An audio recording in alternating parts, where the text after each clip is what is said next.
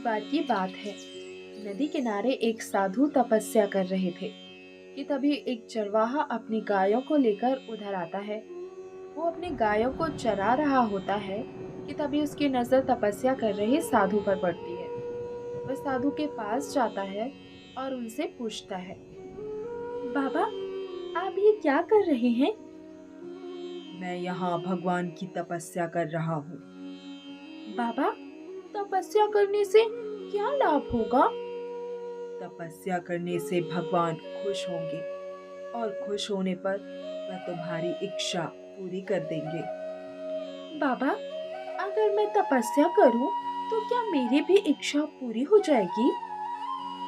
बाबा मन में सोचते हुए बोलते हैं, ये तो बड़ा जिद्दी है, ऐसे नहीं मानेगा।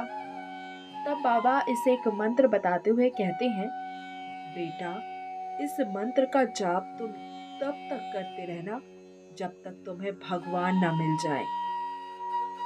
बाबा की बात मानकर वह चरवाहा मंत्र का जाप करने लगता है। वह मंत्र जाप कर ही रहा होता है कि तभी गायों की आपस में लड़ाई शुरू हो जाती है। वह लड़ाई को बंद करवाना चाहता है, लेकिन उसे साधु बाबा की मंत्र वाली बात याद आ जाती है और वो वहां से टस से मस नहीं होता। लेकिन इस लड़ाई की वजह से वह बाबा का दिया हुआ मंत्र भूल जाता है और गाय का सींग बोलने लगता है। तभी थोड़ी देर में आकाश मार्ग से भोले बाबा और माता पार्वती वहां से गुजरते हैं।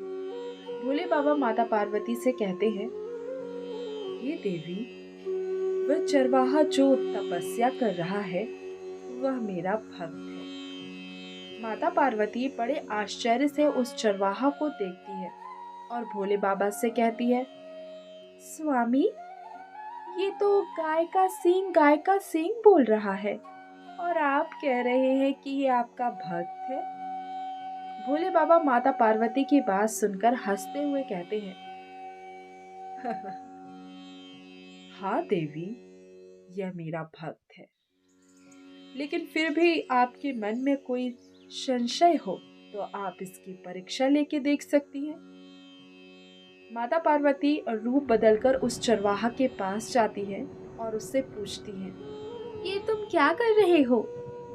मैं अपने भगवान की तपस्या कर रहा हूँ, इसीलिए आप मुझे परेशान मत करो और यहाँ से जाओ। कौन से भगवान की तपस्या कर रहे हो? जरा मुझे भी बताओ। माता पार्वती के बार बार पूछने पर चरवाहा गुस्सा करते हुए कहता है, मैं तेरे खसम की तपस्या कर रहा हूँ।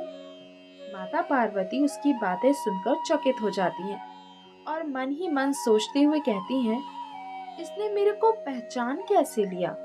वह भगवान भोले बाबा के पास पहुंचती हैं और उनसे कहती हैं, हे स्वामी, आपके भक्त भी आपकी तरह ही निराले हैं।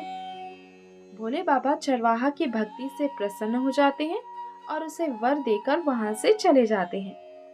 दोस्तों, भगवान भक्तों के इसी निर्मल स्वभाव से सबसे अधिक प्रभावित होते हैं। आप भी छल कपट त्याग कर सच्चे हृदय से भगवान की भक्ति कीजिए। प्रभु की कृपा आप पर अवश्य होगी। जय भोले बाबा।